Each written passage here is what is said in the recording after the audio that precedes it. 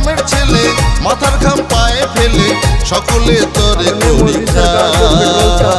সবার আশিস মাথায় নিয়ে বিজেপিতে যোগ দিলাম, সবার আশিস মাথায় নিয়ে বিজেপিতে যোগ দিলাম।